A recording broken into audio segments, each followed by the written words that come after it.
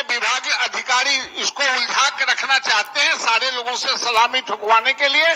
किसी को वेतन नहीं मिल रहा है, किसी का पैन नंबर के चलते पेंडिंग है, लेकिन आप वेतन निर्धारण के लिए समिति तो बना दें और सेवा निरंतरता तो हर हालत में देना होगा, क्योंकि विभाग के जो भी पदाधिकारी हैं वो आपको भ्रम में डाल रहे हैं।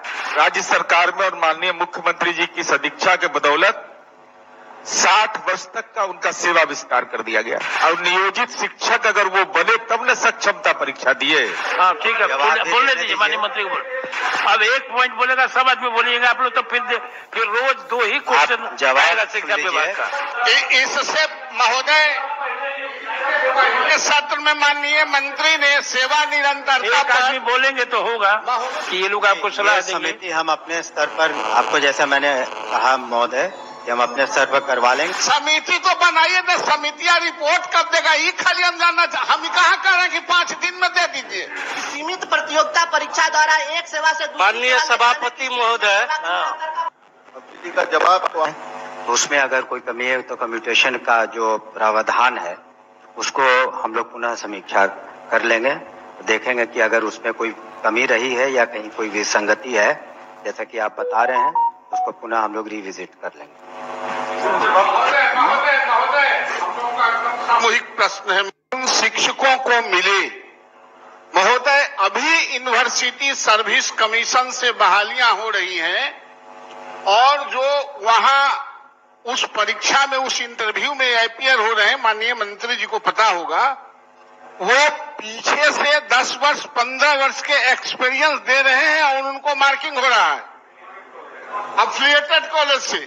हेडमास्टर में भी इन्होंने अपने शिक्षक को दिया, डाइट में दिया, और अब जब यहाँ टाइट कर रहे हैं तो कहते हैं देख लेंगे।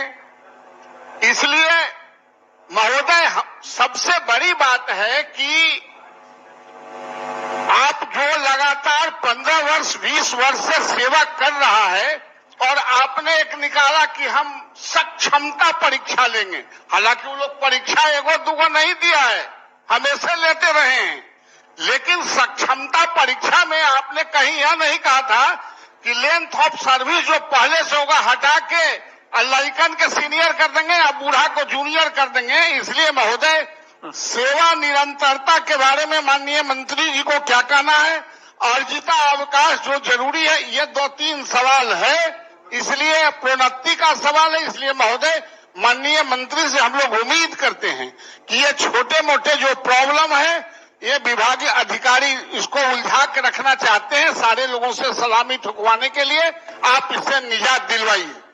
ठीक, मैं उन बातों को दोहराना नहीं चाहता हूँ। सेवा निरंतरता के बारे में माननीय सदस्य भी बोले और मैंने सर्वोच्च न्यायालय का एक न्यायाधीश जो है उनकी भी कॉपी दी, लेकिन सभापति महोदय किसी भी सेवा में अगर संवर्ग परिवर्तन होता है, इस ध्यानाकर्षण का एक अंश वो भी है, तो वरीयता बरकरार रखने के लिए या उनके सम्मान के लिए अतिरिक्त वार्षिक वेतन वृद्धि भी दी जाती है। और पहले भी 2015 में आपने अतिरिक्त वार्षिक वेतन वृद्धि दी थी, हालांकि वो भी विसंगतिपूर्ण थी। 3 वर्षों में एक बार आपने वार्षिक वेतन वृद्धि दी।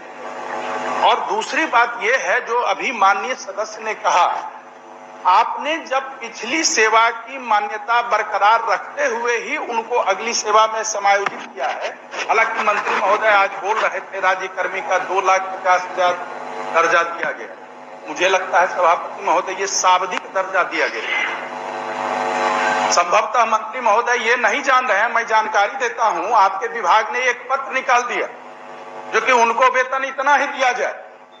आपका संवर्ग परिवर्तन के पश्चात वेतन निर्धारण होना जरूरी है किसी भी सेवा में, किसी भी विभाग में, और वेतन निर्धारण का कार्य नहीं कर करके वेतन घटा दिया गया। किसी को वेतन नहीं मिल रहा है, किसी का पैन नंबर के चलते पेंडिंग है, लेकिन आप वेतन निर्धारण के लिए समिति तो बना दें, जैसे ट्रांसफर के लिए कमेटी बनाती है वैसे नहीं बनाए। और सेवा निरंतरता तो हर हालत में देना होगा। मैंने वो अंश जो है न्यायाधीश माननीय सर्वोच्च न्यायालय का वो मैंने दिया है, उसको अच्छे से पढ़ लें, एक बार में आप समझ जाएंगे जरूर।